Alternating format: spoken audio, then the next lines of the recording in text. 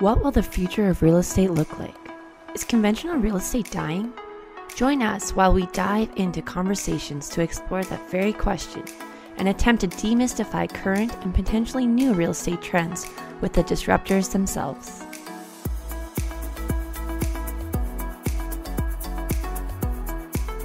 Let's hop right in. Okay, so David, I am so excited to be chatting with you today, and I really, really appreciate you taking the time. You're a busy entrepreneur and clearly a forward thinker when it comes to the future of real estate. We have so many places I think that we could start, but first and foremost, can you just tell us a little bit about yourself and how you got into the real estate industry? Well, thanks for having me and talk to you. I was getting to know you before you started recording here. So a lot in common and talking about where we want to go for the winter. So I don't know if we'll get into that. And our dislike of dome beer. Yeah. And dislike of dome. Exactly. Right. More importantly. Yeah. If you can't connect with people in the dislike of dome beer, are they really friends? Exactly. But yeah, real estate. I've been in real estate. I don't know how long exactly. I know it's 20 plus years, 24 years, something like that in total. Got into real estate. So you were like 15. I was very young. I actually am I'm older than you think. I get this all the time. Yeah, me too. It must be good genetics. I think it's my skin regimen. I think it's there you go. It's all right, retinols. We'll touch on that later. Sure. I'm fastidious about it. I'm fastidious about my skin and my hair. I take it seriously.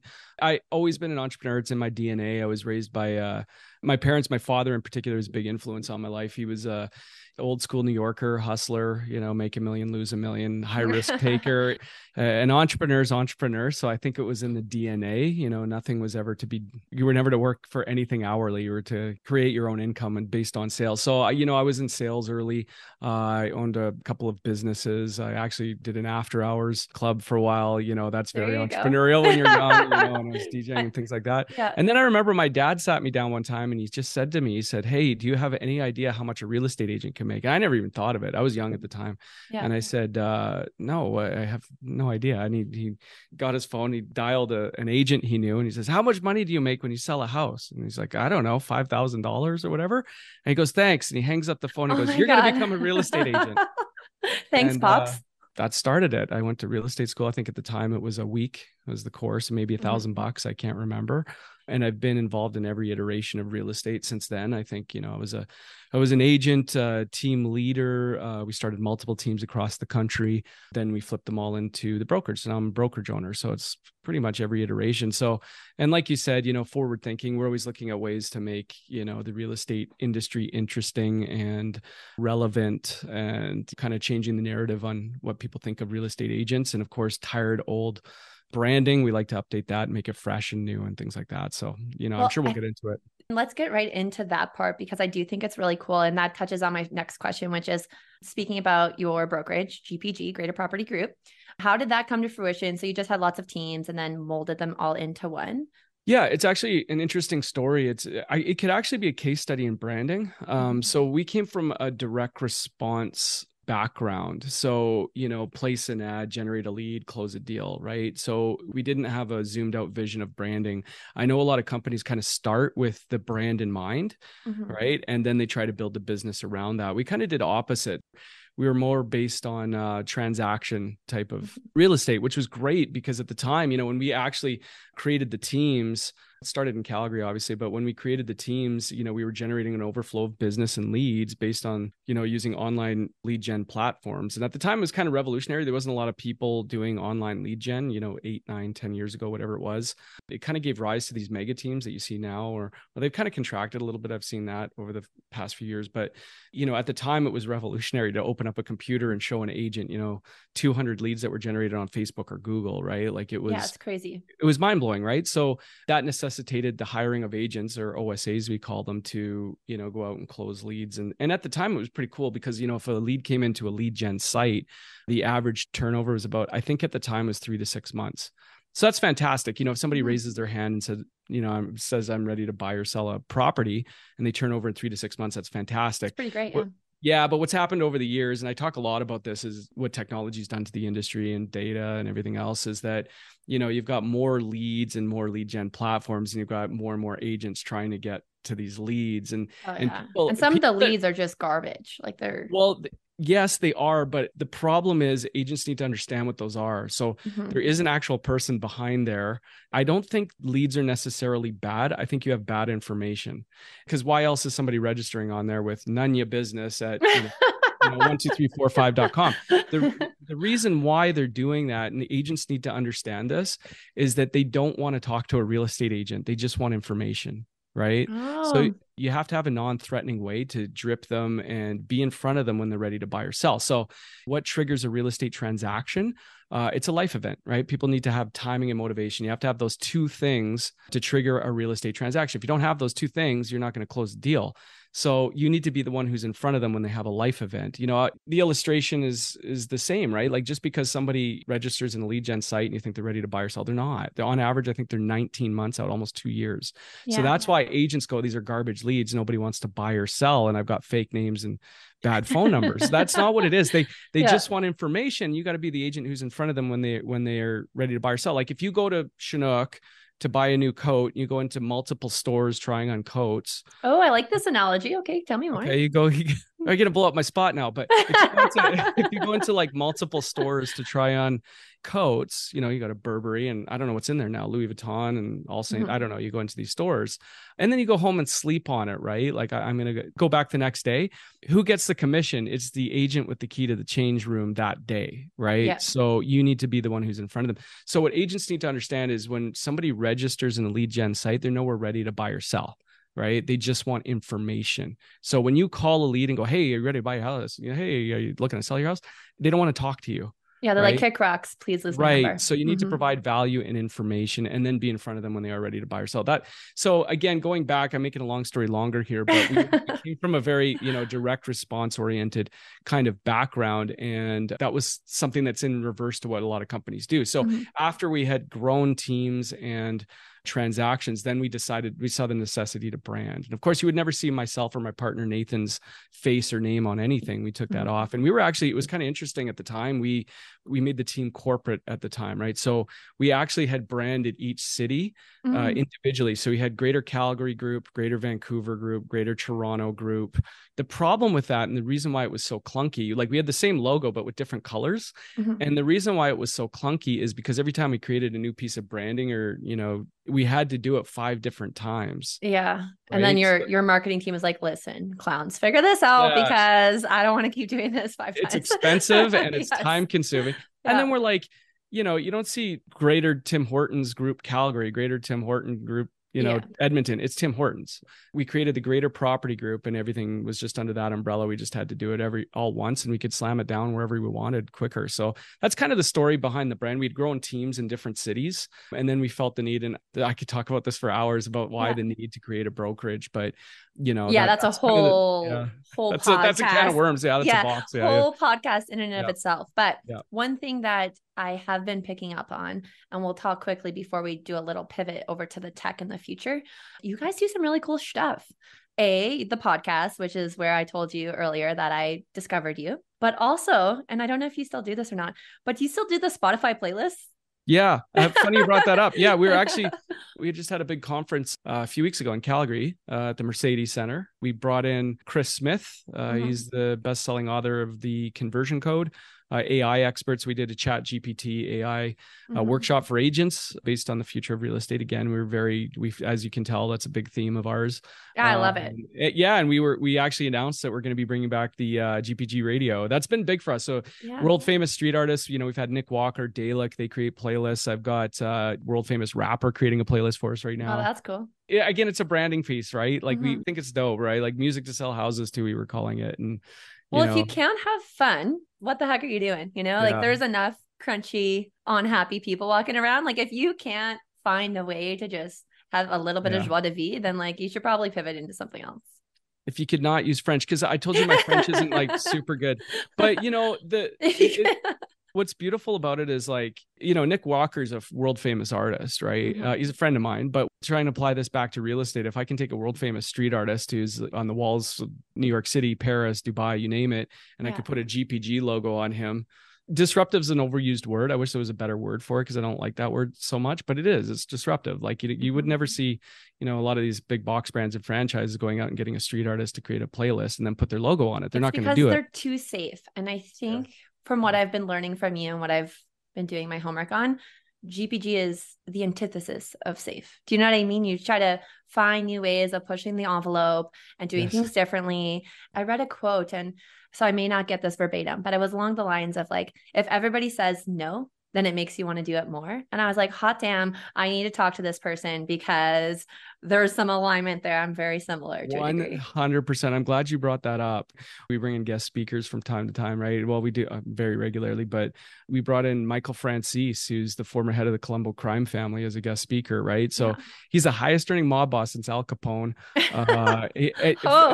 And I promise you, we're probably the only brokerage on the planet that brought in a former mob boss as a guest speaker. But he's got a lot of life lessons, and he's got a lot of stories about how to make money, keep money, take money, organization. Well, there's even a lot business, of like a ton of applications. 100%. And I think, people just need to loosen up a little bit, in my opinion. You can hear a lot from a lot of different people and then extract what works for you and just throw the rest away. Like, you don't have to get so hyper about like everything that one person said. If there's a few pieces that resonate with you, then like, great. That is fantastic. 100%. Yeah, I agree with you. So we touched a little bit, but do you want to talk about your podcast quickly before we? Sure. Yeah. Podcast. I'm super proud of the podcast. Now top 10% most shared globally on Spotify. Wow. So yeah, it's a big stat for us. Spotify. I get updates from Apple and Spotify where they tell it, you're trending here or there.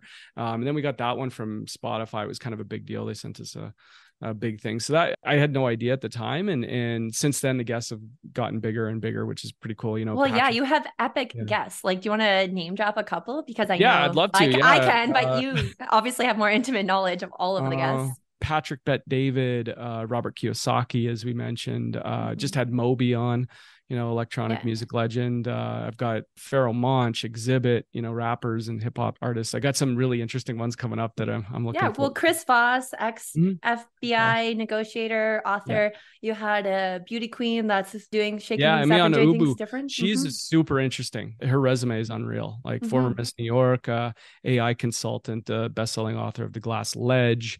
She founded Sway, which is a media company for women. Her resume is just on. Published scientist. Talk to like some really cool people. Like, I think what makes it so neat is not just somebody looking at something from a very traditional lens. It is a cross section of people with different experiences and different backgrounds, and that's what makes the conversations really interesting. I got bored of real estate I shouldn't say got bored of real estate conversations, but I kind of got bored of real estate themed stuff. In the first few episodes, we have important real estate people on the show. Like, we've had Tom Ferry as a guest and Ryan Serhant a couple times, and, James Harris, and like, you name it, we've had the who's who in real estate for sure. But I think and this has kind of been my philosophy, is to go outside of the real estate industry and bring some principles back from other industries at work. And so we've been very heavy on that, especially when it comes to branding. I think it's important to go outside the industry because honestly, real estate branding is like awful, man. Like some of the memes you see, it's brutal. Do you follow Brooke Agent?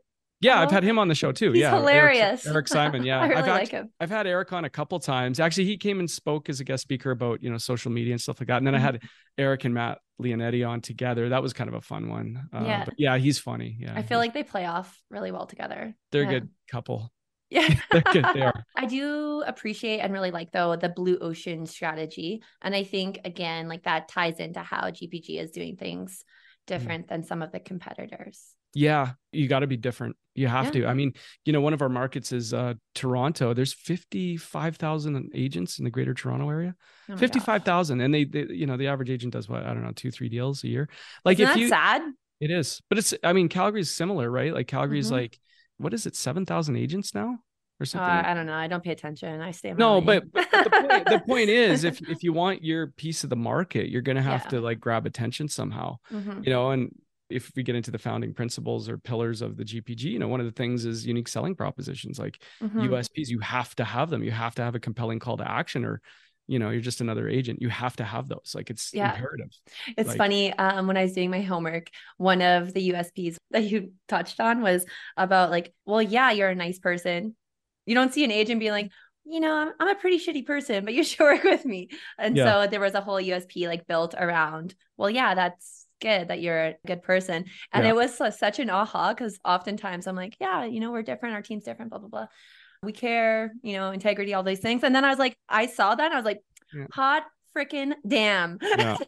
So Yeah. anyways, it was interesting. What's in it for me? You have to be able to answer that. The client doesn't really care necessarily that you're nice or what they do, obviously it's a relationship business, but you have to articulate what's in it for your client. You have to clearly articulate what they get if they work with you. And if you can't do that, you're going to be left behind, I think, in the coming years for real. No, I 100% agree. So now I really want to focus the conversation and turn into crypto. I love, love, love that you are pushing the envelope here. And this selfishly is an area that I'm super curious about. When did you or you and your partners become interested in crypto? And how did that translate into paying your realtors in crypto? I saw that on your website and I was like, oh, that's different. Yeah, we do that. And right now they're sending thank you cards because Bitcoin's going through the roof. Yeah, we've been involved in crypto for a while now. I think originally I heard a discussion with Gary Vaynerchuk years ago. This is before NFTs. It had to do with blockchain technology and fractional ownership in real estate. We'd actually started working with a company out of the UK that was talking about fractionalizing real estate. This was years ago, like maybe 5 years ago or something like that. I'm trying to remember exactly. And at the time, that concept was very revolutionary, where you could buy a piece of a house or a building. You still can in BC, some vacation properties. Yeah, exactly. Yeah. So it's like, it's crowdfunding or whatever it is. Like there's some drawbacks there. Well, it's not, I think as time has gone on, nobody's figured it out completely, and you're still dealing with land titles and who's buying it and who owns it and things like that. So there's a lot of this red tape there, but I think that's where the original thought of crypto and real estate came from, where we were like, wow, this is really interesting. We should look into this. But as we started to look into it, we were introduced to quite a few entrepreneurs who were making millions of dollars in crypto, and a lot of them were young entrepreneurial types. They were young people sitting there in hoodies and barefoot, going, I have $1 million in Bitcoin. What they were doing was they were taking their crypto and they were buying things like cars and boats and whatever. And we said, hey, like, we need to like offer real estate, right? We need to figure out a way for them to like use their Bitcoin to buy real estate or whatever, crypto, Ethereum or whatever. And so this is where it gets interesting is we figured it out. We got lawyers on board and everything else. We figured out a way to do it. We partnered with an exchange to help us with it, et cetera. And at the time, nobody wanted to touch it. Everybody's like, no, you can't, the crypto. Oh my God. Like, you can't use crypto to buy real estate. We're like, yeah, you can. It's another currency. And they're like, well, it's so volatile. And then we figured out a way to, circumvent hold the price. that. Hold the price. And you got stable coins. You have something called a TWAP. And then you've got over-the-counter services. There's ways to do it. And we're kind of the experts in it. So we created an offer, again, a USP based on use crypto to purchase a house. And because of it, we ended up, we were speakers at Bitcoin conferences and things like that, where we ended up, on podcasts because it was revolutionary at the time. We were real estate brokers that was offering to transact in crypto. What we didn't realize, we thought it was a buyer offer, right? Like we thought it was really attractive to buyers, which it was. Where it got really interesting was it became a seller offer really quick. So what happened was sellers were going, wait a minute, I'd like to put my house on the market and advertise for crypto. And the idea behind it, this is where it got interesting, is like they were opening up their property to international buyers, right? Who wanted to transact in crypto from overseas or whatever. Because people, it's the easiest way to move money. I remember at the time I always used this example. Like we had sold a multi-million-dollar property in Vancouver, and the buyer was from China. And it took months to move the money around. It was unbelievable. It had to sit in a bank and it had to go here and it had to go there. It was a lot of money, but the red tape involved with banks was crazy. This is foreshadowing to some other questions, because I don't know if you know this, but my background is risk management, and I'm deeply fascinated by cryptocurrencies and real estate and whatever, but the red tape and all of these like random regulations. So BC is notorious for like they just keep coming out with paperwork after paperwork. But yet they don't have RPRs, which is hilarious. But like, how did you circumvent, like, how do you deal with the FinTrax? Yeah, it's the same thing. But to kind of close the loop on why it became attractive to sellers is they wanted that offer on their property. And what happened was we started getting calls from all over. And it was mostly, and this is what's interesting, it was mostly luxury sellers. So they were like, we'd like to put our property on the market and offer it for Bitcoin. right? And we were like, wow, okay. And then we were getting calls from like markets that we don't serve. So, in New York City, I think I got a call from P. Diddy's neighbor, and he had Oh two, my gosh. yeah, he had two condos to sell. I think they were 8 million each or something like that. Yeah. And we were the only company he could find that would, besides putting it on the market for Bitcoin, he only wanted to Yeah. accept Bitcoin. We don't serve, so I had to refer that out. But Yeah. and New York's a little funny with crypto, but we landed a $32 million listing with it. It was crazy what was happening there. And now what's happened is agents have incorporated the crypto piece into their branding. So you'll see GPG signs sometimes with, the Bitcoin and Ethereum logos right on their signs or on their business cards. And it attracts attention. People drive by the signs, they go, what's this Bitcoin stuff? So again, making noise or, attracting attention, a unique selling proposition. Crypto is definitely one of them. And then we figured out a way to pay our agents in crypto if they wanted to, so they could put a portion of their commission checks into that. They could put percentage of flat fee, whatever it is. And they've built this crypto portfolio over time. And I was talking to an agent the other day. He's got, I don't know how many Ethereum now. And he's very thankful that he's kind of, otherwise, it's like dollar cost averaging, right? Like if, we see that what Bitcoin's done over the last little bit here, and people are opening up their wallets, and it's, 10x from when they started. It's pretty interesting. Well, and we'll call it a savings plan. Like they're going to blow that on some trip or whatever. So it's actually probably good for some agents as well to have a bit of a, it's an option, right? It's not for everybody, but I'm a firm believer in certain cryptos for my own reasons, not financial advice, but like, of course.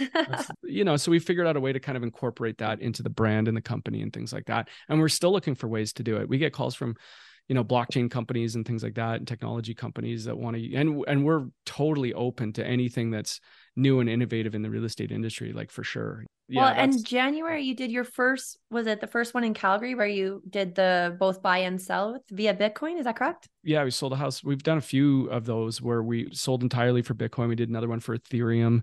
We did another one where we moved it into Tether, and, not to get into the details of it, because people like to keep those somewhat private, but there's, of course. We have a really good partnership, with an exchange, and we'll sit there at the table and move the money from one wallet to another if they want to do that, so there's different ways. We've also had partial, where they'll pay for part of it in crypto, or like the deposit maybe in crypto. Yeah, exactly. Yeah. So that's been fun. It's been fun. Like we got a real passion for this business and new and innovative ways to do it. So, when there's something new and not been done before, we definitely want to try it. Yeah, I love that. I think that's really cool. And that pairs well with the next question in your NFT project, Wolf of Real Estate. Can you tell us a little bit about that and where that came from? And again, I was Googling the photos. They're very funny.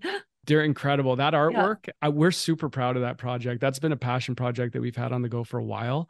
The NFT project. So besides being a really cool collectible, we just think it's a badass brand, to be honest with you. We love it. Well, it pairs well again with like all the, and again, not to overuse the word disruptive stuff that you're doing to start with. And it's really cool. And so did you just go to sleep one night? You had a rum and Coke or a whiskey and Coke or whatever. And you're like, listen, NFTs, that's where we're going next. Basically, yeah. Yeah. That's absolutely it. Yeah. Had a few drinks. Said, let's just do a real estate NFT. I mean, we think it's one of a kind. I mean, you won't see a lot like it. Besides being just a cool piece, I like NFTs. I've always liked NFTs. Those of us involved in the project are, we're passionate about real estate and NFTs. So, we were looking at it and we had these different concepts and we came up with that one. And, the artwork took a long time to put together. There's a lot of work involved in it. And I wanted to go through the process of creating an NFT. Myself and Nathan wanted to do that. To kind of understand the utility and the smart contracts and everything else. And so we've done that. We've got a crash course education on it through the ups and downs, the crash of the NFT market, the rise again, it's popular again. Is it built on Ethereum? Is it built on, what's it built on? So we went through all of that, smart contracts. And now what's really fun about it is we're working on the stage of implementing the utility. So there's going to be an education piece with it. We're building a real estate coaching and education piece and sales piece around it. We're building a worldwide referral network. So if you're a war holder, like you have these referral networks. So we're having a lot of fun with it and creating these utilities. In fact, the last AI workshop we did for agents was sponsored by the NFT project along with the Greater Property Group. So it's a separate entity, but it's related to the industry as a whole. We're really excited about it. We love it. I was looking at, we had some founder NFTs. I was looking at them in my wallet, MetaMask the other day, and I was like, these are pretty badass, looking. I don't know if you've seen them all, but you should go on OpenSea and take a look. You should get one because they're super dope. Yeah. I got my pen out. I wrote it down. Yeah. You need to grab. Yeah. You need to get one and go mint one. That will be my homework. You have your homework. Yes. Brush up on French. Mine's easier. Yes. arguably. I have a hard time with that. You can't live in Montreal and not. I get by. It's bad. Montreal's been good. I'm downtown Montreal, which is a little bit, they're better. If you go like a little bit more suburban and out there, they're a little bit like they won't speak English a lot of the time. We go to Old Quebec. So I think I told you I'm from the Maritimes, and I have friends, and one of my best friends from back home is in Toronto and the others live back east. So Old Quebec just seems to be in the middle, which I think is freaking hilarious because it's not in the middle, but so we go to Old Quebec sometimes, and some of the girls from back home speak really good French. Obviously I have nobody to speak French with here really. So it's crazy you speak French. I didn't know that. There's so many people from the Maritimes live in Montreal too. Oh yeah. Yeah, like tons. Yeah. I had a girlfriend went to university there. It's a fun city. Yeah, it's been a lot of fun. Yeah, if you're an entrepreneur and like creative, there's no place like Montreal, honestly. Or even like really good food and shopping. Oh yeah. Montreal. Should we touch on that? But yeah. Oh gosh, yeah. Montreal's the devil. It's brutal. I was just telling somebody yesterday. Montreal's crazy because it'll be 3 a.m. and you go, I feel like Ethiopian food. And you'll be able to find it, like that's Montreal. Which is sweet. Like, I like that. It's actually a big city. It is. Yeah. You know what's weird about Montreal? It's a big city, but it doesn't feel like Toronto. No, Toronto's terrible, but we're going to get a lot of hate mail after this. I can feel whatever. Bring it, Toronto. My wife's from Toronto. I know Toronto well, but it's funny because Montreal is a big city. There's 5 million people living on an island. So it's kind of like a small town too. So I always see people I know when I go out, right? Like I'll see friends or, colleagues or, I'll see them always, when I go. It's very rare that you'll go out and not see somebody, because it's a big city, but feels like a small town. It's very odd. Because Calgary is, like I say, a smaller city, but also a very small town. Yeah, I love Calgary. Calgary's Calgary's awesome. It's really come of age the last few years too. And oh my gosh, it's getting so much better. Like a lot more options for food and I like Calgary. The food in Calgary's always been good. There's always been like really good spots in Calgary. It's getting for food, better, honestly. like more options. Do you know Calgary does like a new restaurant? It is like so hard to get reservations for the first 3 to 6 months and then tapers out a little bit. Yeah, so it's kind of funny. Options. Yeah. It's kind of funny. True. Okay, I want to talk about your Web3 Summit. When was that? What was it about? And was it open to the general public, or is this strictly for GPG? So a lot of our masterminds and our coaching calls and our guest speakers and whatever are strictly GPG. They're private, right? They're for our agents only. But every once in a while, we do open up masterminds and summits and workshops to the industry as a whole, and they can register. We make them free every time. So you can register. The link for that is gpgmastermindseries.com. That's gpgmastermindseries.com. And you can go on there. It's like you've done that before or something. I've done it a few times. Yeah. So you can go on there. And see what events we have coming up. Like right now we have Jay Abraham, marketing consultant coming up, and Robert Kiyosaki. We've got another thing. We're planning a big one, but the AI summit, the Web3 summit, et cetera, it's so important for the industry to understand, like to move 100%. Forward and to be progressive. So we would open that up, and it's crazy to me. And we always do these on Tuesdays. So Tuesday mornings, it's crazy to me to think that if you're an agent and you're wanting to like grow and scale your business, you have the opportunity to attend a free summit. David Gockestein and, Natalia from Proppy and Amir Rozik, who's one of the smartest people in Web3 and crypto on the planet. Literally, he's friends with Vitalik Buterin. And I mean, he's a savant. Jason Brown from Misfits. Like, these are like world-class guest speakers that we offer for free to the industry. If you can't be on there for an hour or two to learn about what's happening, like shame on you. Like, and these have gotten like bigger and bigger and bigger, which is kind of cool. They've turned into like these mini events. We've had, Ryan Serhant as, a guest speaker. We've had Tom Ferry come in. We've made them industry events and things like that. The Web3 Summit was really, they always say like, success leaves clues, and they always say imitation is the biggest form of flattery. And so I saw all these Web3 summits pop up in the months after, and it was very similar to what we did. Yeah. I think we were the first brokerage to actually do a Web3 summit. Like, I'd never seen anybody. If somebody else did, great. It's the same with like a crypto transaction.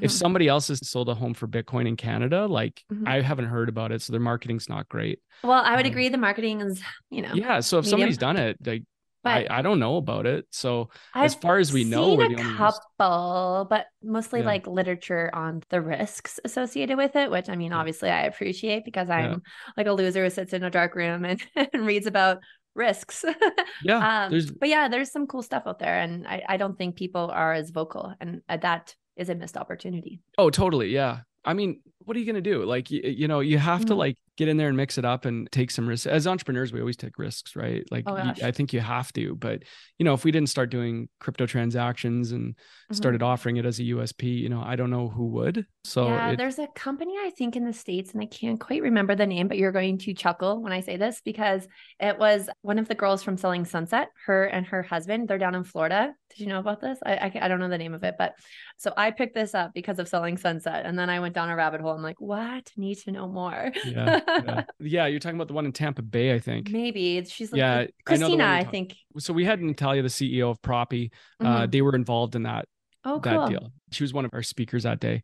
So we talked about everything, the application to companies to, what they're doing in Web3. And we started to wrap our head around what Web3 is. It's like, Mhm. a democratized, view of the, technology when it relates to real estate. We talked about blockchain and fractional ownership and NFTs Mhm. and utilities.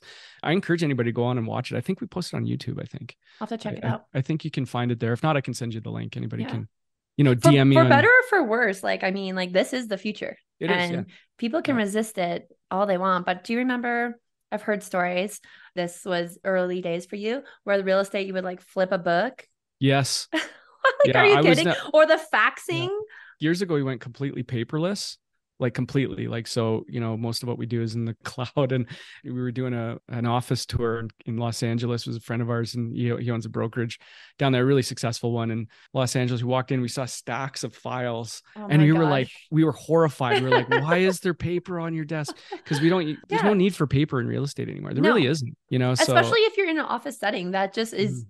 also more risk. Any Joe Blow can walk in off the street and be Do like, you hey, get what's like, this? I Like, mean, do you get super stressed when you see a stack of files on a desk? Like, it's anxiety I was inducing. just gonna say it's more the mess. Like even Yeah. looking at my office right now, I'm not gonna show you because it's gross.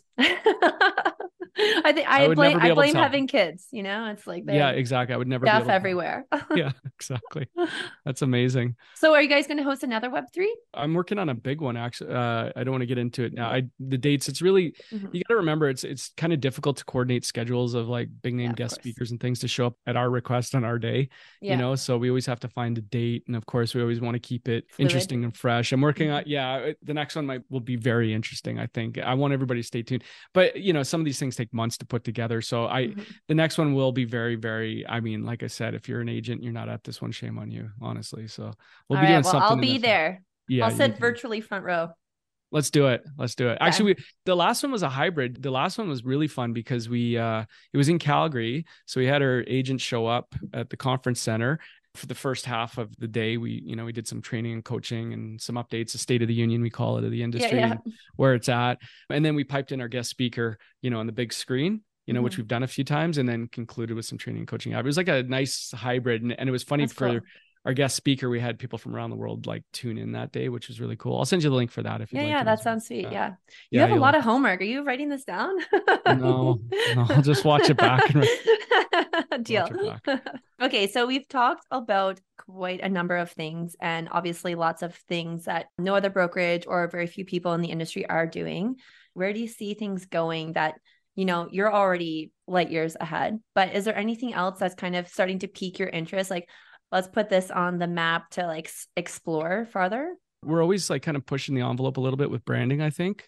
I want to be careful about like comparing to other Of course. businesses and Yeah. companies and industries. Yeah, you always got to be careful with that. But what you're seeing is a lot of like what Patrick Bet-David did with Valuetainment. He's created a media company as an offshoot of his insurance company. Mm-hmm. You've got Barstool Sports, which is Oh in yeah, everything, they're right? hilarious. Right. So their media, Hilarious. their Yeah. sports, their pizza reviews, their everything. Mm-hmm. What's interesting about what kind of we're doing was we're kind of like finding all these different lanes and applying it back to, well, you mentioned Spotify playlists, Mm-hmm. GPG radio, the podcast, the summits, the workshops, the mastermind guest speakers, the crypto. I mean, Mm-hmm. we're finding all of these lanes. I think, the industry as a whole has been pretty archaic for a long time. And I don't think Yeah. there's a lot of like new and innovative ideas that come out unless like, there's a few, national independent brokerages that can do that. Yeah. The problem is like most of the times they can't scale. So what we're doing is we're creating ways to be disruptive and do things that are new and innovative, but in a way that's scalable, right? So our next move into the States and things like that is, we opened in BC, et cetera,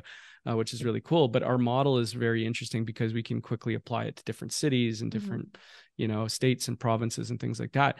the big changes to the industry have to do with data technology, and most importantly, the shopping behavior of consumers. You probably heard me talk about that, which is, the culture, hacking culture, right?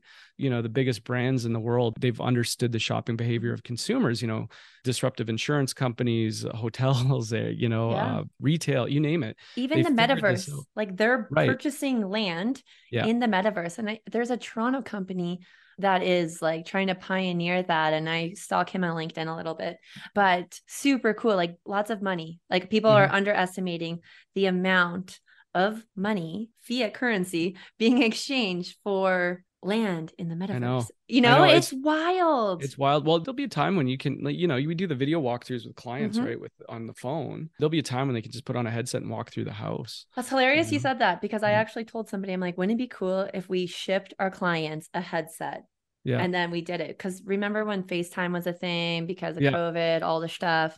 And I was like, you got to think of like being able to differentiate yourself. Like how cool would that be? Even if you just got to wear the stupid headset for like 30 minutes and mail it back with a prepackaged envelope. There's so many applications with that. Yeah. There really is. I mean, they're kind of goofy right now. VR is crazy. I don't know if have you tried the VR? Just read about it and watch it. It's crazy.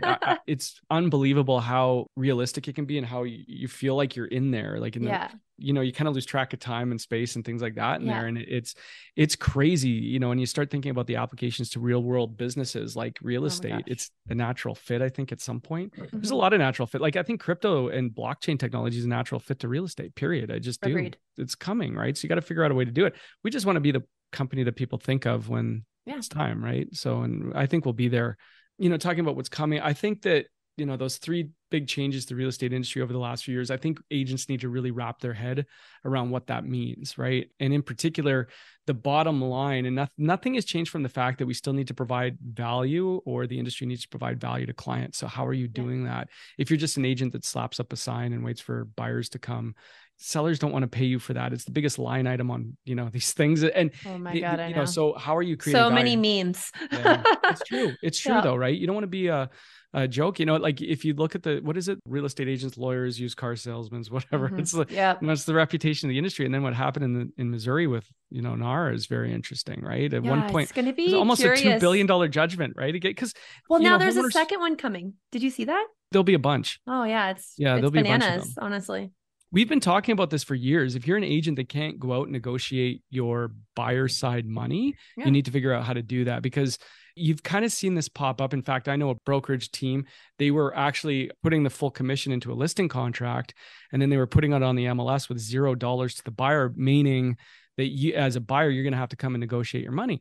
I love it. I mean, like you need to be able to articulate your value and negotiate your own money as a buying agent, as opposed to, well, why doesn't it say 3 apples and 2 apples or whatever it is, right? Like you need to be able to negotiate your money. If you don't have skills to do that, you're not going to last long or, make a significant living in this business, honestly. So we, that's one of the things we do. We do train and coach, in terms of commission workshops and things like that and the concepts around it. And what's coming, I think agents are going to have to really wrap their head around co-brokes and things like that and how to explain it. And BC is hilarious because BC, every time you counter, that's one word. You have to fill out the commission. This is how much commission you're going to pay. It's a disclosure of remuneration. It's wild. And now they have the rescission period. So then you have to update that each and every time too, that there's a negotiation. I think BC does some things right. Yeah. And then some other things where you're like, whoa, who thought of this? I mean, and I think there's some proposed changes in Alberta too. They're very similar to BC, I think, coming. It's going to be a good water cooler talk. again, the industry's changing, right? You got to keep up. Like that's all. You just got to adapt and change. I always say you got to be like a speedboat these days, right? Where you can adapt and change real quick. As opposed to a lot of these big box brands that are like big cruise ships. They're like Titanic, Yeah, I'm telling you, that's the way they move. Maybe Titanic was the wrong analogy. Or maybe it was a good one. I don't know. I guess time will tell. No comment. Hate mail. Yeah, no comment. We'll talk later. Okay, so I know we know a lot about the masterminds you host, your YouTube channel. Is there one book that you would recommend, or maybe a training or something to the listeners that you're like, this was influential, or hot damn, I got a lot of great takeaways from this that you would recommend? Probably the most profound book. I mean, I've read it, half a dozen times, is The Meditations by Marcus Aurelius, ancient book, but one of the most profound books that, I'm a fan of the Stoics. I do like Stoic writings for the most part. And the Meditation is one of the greatest books ever written for sure. More modern day, Hard Thing About Hard Things was a really good one in terms of scaling your business. What am I reading right now that I really like is the one by, this one's really good. Hold on. I think I'm reading The Go-Giver right now. Yeah, I know that one. This one here, The Creative Act, A Way of Being by Rick Rubin. Haven't heard of this one. More of an artistic approach to things. He's a hip hop producer, etc. But he's also a very cerebral thinker, deep thinker when it comes to artistry and vision and things like that. Think and Grow Rich, obviously, Napoleon Hill. I just finished the Almanac of Naval Ravikant, The Rise of Superman, The Millionaire Fastlane. When somebody always asks me what's the most profound book I've ever read, it's always The Meditations for sure. I mean, have you read The Daily Stoic? Yeah, Ryan Holiday. Yeah. He's great. Yeah. And I love how he breaks actually, it down into bite-sized, understandable in today's context. Ryan's a friend. I'm in a mastermind group or was in a mastermind group. The curator of the group he's good friends with Ryan. He was a guest speaker there. So yeah, that was my introduction to Ryan Holiday. And he's got another book about marketing actually that's really good. He has a couple. He's a really interesting guy. I signed up for his newsletter bits, but now I feel inundated by my email. So I go through waves of being too much. Actually, I will tell you his daily email. I think it's called Daily Stoic or something. It is. Yeah. Yeah. That email is worth a read every day. Actually, of all the emails you get, because I get my inbox fills up like yours does, but that's worth a read every day. Honestly. I'll re-engage. Take a minute and read that one. I'll re-engage. Yeah. I just want to say thank you so freaking much. This was such a pleasure and I really enjoyed it. And I think that the listeners are going to get a lot out of this. Oh, my pleasure. It was great being with you. Thanks for having me. Yeah, it's a lot of fun. I mean, I could talk for hours about real estate and the changes and what's coming, what you need to do to be successful. I know exactly what you need to do. So if you want to do a part 2, we definitely need to do that because there's certain things that I think agents need to really pay attention to specifically. I'm not being kind of broad stroke here. I'm being specific about some things you need to do. And you'd be surprised, agents that have been in the business a long time, they still have not heard of some of these concepts. Okay. I'm just going to stop you right there. I have such a problem with an agent being I've been a realtor for 50 years. I'm great. How many transactions have you done? 5? Because there's agents that do 50 transactions in year 1. I mean, we kind of attract a younger demographic, I think, just because of the branding and stuff. So am I too old? No, of course. No. I'm joking. I mean, we got people like Len Wong and we've got, he has a good skincare regimen too. I'm just kidding. Yeah, he looks great. Yeah, he looks great. We've got veterans. I mean, Dallas Ellerby is the number 1 commercial agent in the country. Honestly, the goats of real estate. It's phenomenal. Some of the talent we have at the GPG, they are world beaters. It's unbelievable the volume they do. We got agents that make 6 figures a month, literally. Yeah. It's wild to see what they do. They're very good at it. But I think we do attract a little bit of a younger demographic. I think just in general, if you took the average age, I think GPG would be younger than, let's say, Remax or Royal LePage. I don't know, but I don't know. Don't quote me. But I think somebody is fact checking this as we speak. Whatever. I don't care. I'm not licensed. There you go. Complain. I think that younger or the newer agents actually have an advantage to some of the, older set in your ways guys that are not open to change. I think newer agents 100%. Have a phenomenal opportunity to take over the industry. I do. Our training, coaching, and mentorship, we're very passionate about it. And I don't care if you've been in the business, 5 minutes, 5 years, 50 years, you need to be with a group of like-minded individuals to push yourself forward. We didn't get into it, but our culture and chemistry, we're super proud of it. We have a really collaborative environment at the GPG. Honestly, I turn away agents all the time because I don't think that they're a fit. I don't. I say go call Remax or whatever. I have because we're very protective of it, and I think we have you should be. It's crazy to think that you can scale and grow a culture and chemistry as a cloud-based business and things like that. But we've done really cool stuff, and we do events. We just had a big golf tournament in Calgary. That was a blast. Yeah, it was a blast. We had some local distillers and Scotch companies as sponsors, and we did a Bears Paw, and we had a dinner after. It was a lot of fun. We actually gave away some NFTs and merch. There you go. We have fun as a group, I think. I'll be your honorary guest someday. Let's go. Well, you got to be GPG. You can't. Jokes. Maybe. Jokes. Of course you can come. Yes. Yeah. Well, thank you so much, David. And I cannot wait to chat soon. My pleasure. Thank you. Thank you so much for joining the conversation and exploring both current and predicted future real estate trends. Want to keep the conversation going? You can find us, Future RE, on both Instagram and TikTok.